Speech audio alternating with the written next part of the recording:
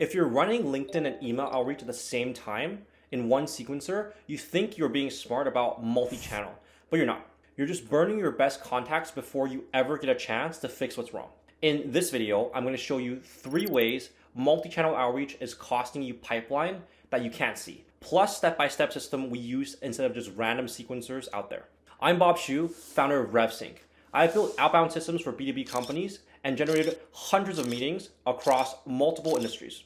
What I know is that every contact you burn on a wrong assumption in a small market is one you won't get a second chance with. Also, every time you run multi-channel sequence without the framework I'm about to share, you're just burning your leads. So let's dive into it. Okay, so let's talk about the first reason, the simultaneous trap. You're running LinkedIn and email at the same time, and it makes you think you're being thorough and smart. More channels, more touch points are more chances to get a reply. What you've actually done is lock in every assumption you have about your offer, copy, and targeting all at once before any feedback comes back. And when one of those assumptions is wrong, every channel pays for it at the same time. Okay, so let me put this visually. Let's say you're running a sequencer on a sequencer that does multi-channel at the same time. This will be Lemlist. So Lemlist does sequencing through LinkedIn and email all in one workflow. And then you have an email sequencer like the RS sequencer, and HeyReach. HeyReach does LinkedIn, RS is our own sequencer. So for Lemlist, you'll have, let's say, everything in one flow where you have email plus LinkedIn in one flow. So it goes directly through this process. And then for RS sequencer and HeyReach, you have email and LinkedIn separate. So they're all individually separate, but this is all connected into one. What happens in Lemlist is your lead flows from email to LinkedIn all at once. So when you put a lead list of people, so let's say you have 1,000 leads that you put into the sequencer, all those leads will go through email and LinkedIn over, let's say you put a gap of 3 days in between. So after 3 days, they'll go from email to LinkedIn if they don't respond. Now, before you launch a sequence, you need to build your copy for both email and LinkedIn. And then what happens is the copy that you've built for email and LinkedIn are assuming your leads will be receptive to that copy on both platforms, which is typically not the case. You have different copy for LinkedIn and email. And what happens is once you launch your sequence in Lemlist, the 1,000 leads go through the email copy and LinkedIn copy. You assume that would work.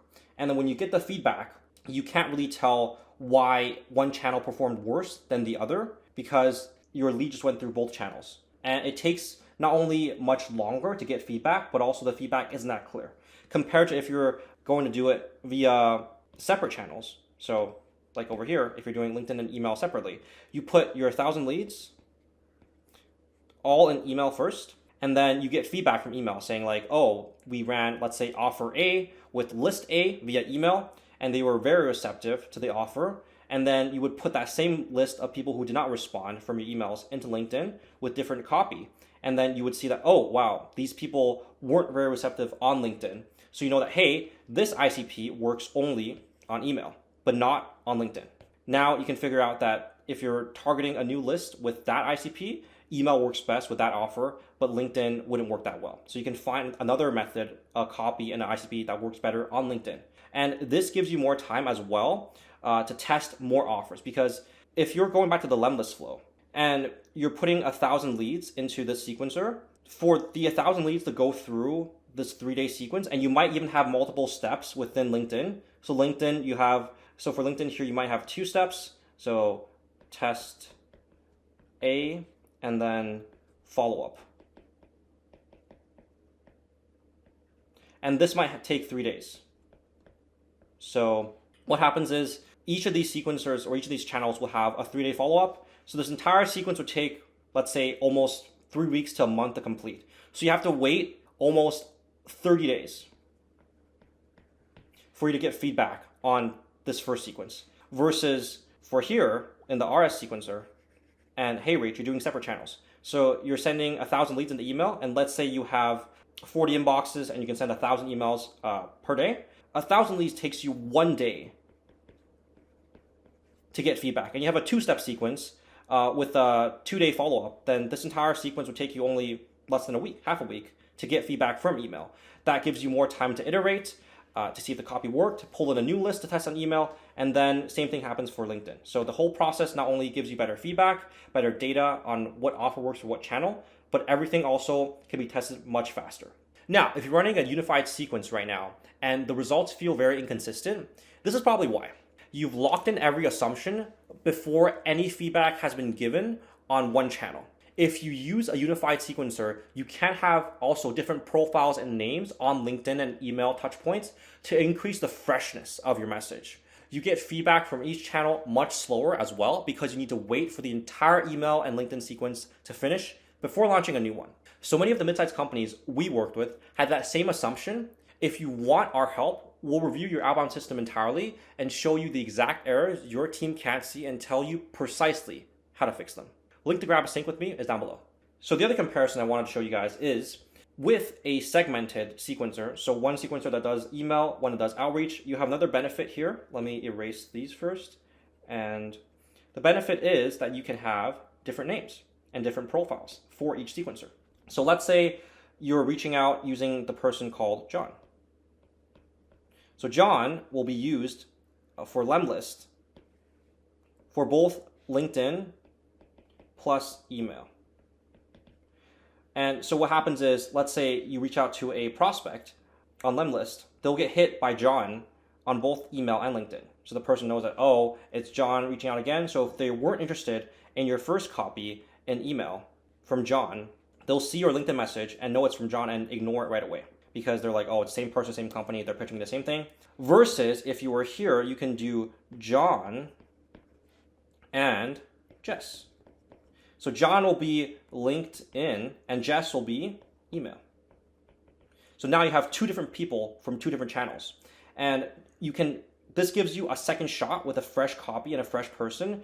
If that lead was hit on email first, you can use John on LinkedIn, then to hit the same lead again if they didn't respond over email. And your prospect would not even know that it's the same company. And they would treat your offer and your approach as a brand new, fresh touch point, which gives you a second shot compared to having everything in one unified sequencer. So not only do you get more data faster, but also you get a fresh touch point and one more chance using a different name. Now we're moving on to the second reason, the sequential fix. So the other benefit of running separate softwares for LinkedIn and email outreach is that you don't even need to have it in a sequential order. Meaning you don't need to have email go out first and then people who don't respond go to LinkedIn. What's even better is to speed up testing and feedback. You can run 2 different lead lists and 2 different offers on both channels at the same time. And that's what we typically do for our clients as well. We would have, even in our onboarding flow, you can see that we would essentially launch 2 campaigns at the 2-week mark when we do kickoff. So we would do the LinkedIn campaign and the email campaign at the same time, 2 different offers and 2 different lead lists. So we get feedback from them right away on both channels. Let me show you how that looks visually. So right now, let's say we're at the 2-week kickoff mark. So 1 to 2 weeks, we would have LinkedIn and email. So let's say your company has 3 offers in total. And then we would have, instead of saying after email, put everyone in LinkedIn, non-responders in LinkedIn, what we can do instead is have 2 separate lists and 2 separate offers. We can have offer 1 here, and then offer 2 on LinkedIn, and then ICP, CPA, and ICPB. So what you can see what's happening here is you're testing 2 different offers and 2 different copies. And now you can see what's happening here. You're testing 2 different offers against 2 different ICPs. And now you're doubling the speed that you're getting feedback from because you're running both channels and both types of offers in parallel. So after 1 week, instead of getting feedback from, oh, if email worked for this type of lead, you know that, hey, email worked not too well for ICP B, but LinkedIn worked very well for ICP A with offer number 2. So you're getting more feedback faster because outbound is all about testing as many approaches as possible, as quickly as possible, because time is money, and you want to figure out what works for a specific type of offer to that lead as soon as possible. And take in that even though the client presented us with 3 offers initially, our job is to leverage our expertise in different industries and create more offers for you guys. So as we're building these campaigns and running these lists, we will be building more and more offers. So you would go from maybe 3 every week to we would add 1 or 2 every week. You would get to like 10 by after the first month. So we have so many more offers to test, which means that even if we figure out that this offer and copy works very well on LinkedIn for this ICP, it does not mean we're stopping at here and just running this. We keep testing new offers and figuring out more and more that work to that specific channel. So the ideal alignment we would have is we would want this channel. We know that LinkedIn works for offer number 2 with ICP A. So we have 3 moving parts and these need to be aligned. And we're trying to figure out as many combinations that work for each channel as possible as we're constantly adding more possibilities, which is more offers.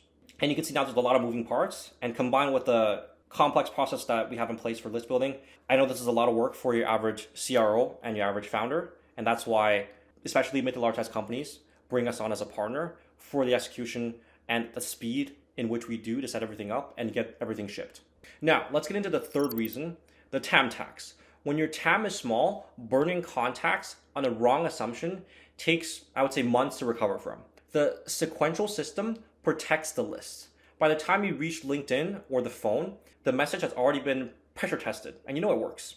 So now that we showed the overarching strategy, I want to show you the exact steps of how we would execute on the strategy for a client.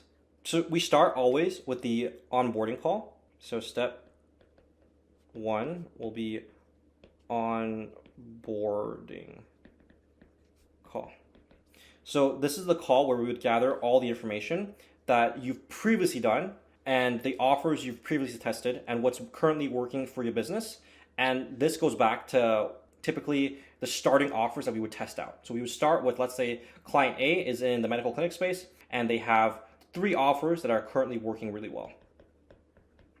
And what typically happens is they've probably blasted these 3 offers through other channels of marketing or LinkedIn and email at the same time in a sequencer that does both channels. And what we would do is we would first separate these 3 offers to channel-based testing. Step 2 is we would take offer A, offer B, and offer C, separate them and figure out which channel works best for which offer. And the idea for this is to understand which type of client profile or specific ICP resonates best with what message on what channel, because a CRO in, let's say, the ad space might be more active on LinkedIn compared to a operating officer in the contracting space on email. Because if you're in contracting and you're an operations guy, you probably don't usually stay on LinkedIn because you're always on site, etc. So email will be the best channel for you to be receptive to an offer. So we want to figure out and want to get really granular on what type of message works best with which type of lead on which channel. So let me draw it out for you guys. Let's say this guy has 3 offers, but also he has currently in his mind 3 ICPs. So we have offer A, we would do on LinkedIn with CP1. And then we can test offer B on email with maybe even ICP3. We want to mix it up a little bit. And we'll wait for offer C to test on the second batch of campaigns because we can only launch 2 campaigns at the same time, 1 on email, 1 on LinkedIn. So once these run this will take probably a week to finish.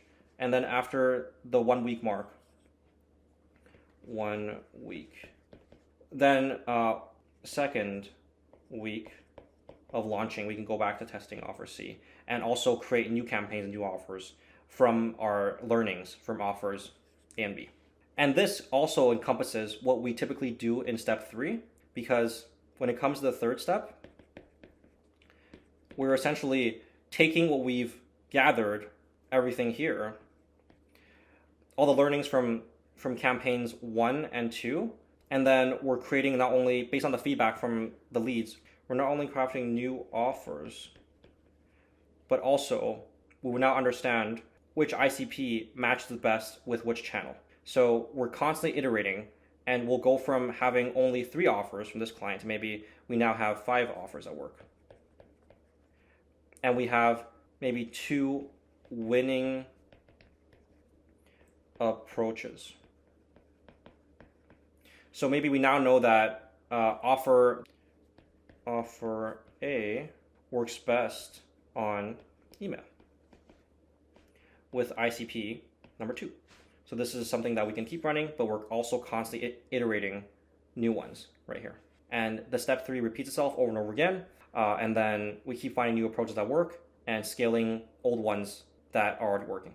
So in this video, we covered the sequencing layer, but sequencing is only one part of why most multi-channel outreach fails to scale. So if you want to see how we build the full outbound system from infra through personalized outreach and automation, click the video on the screen right now. It goes deeper into every layer that has to work before your outreach can do its job. And if you want us to come in and rebuild your outreach structure from the ground up and build a system that gives you feedback loops at every single stage, the link to chat with me is down below. So here's what you now know. Running LinkedIn and email simultaneously isn't multi-channel outreach. It's multi-channel assumption stacking. And when the assumptions are wrong, every channel pays for it all at once. Every unified sequence you run on a small TAM is a bet that every assumption you have is correct before you receive a single piece of feedback. Especially in enterprise outreach, the bet is one you can't afford to lose more than once. When the sequencing is right, every channel you add makes the next one smarter. The list lasts longer, the feedback compounds, and the outreach starts converting at the level your offer actually should get.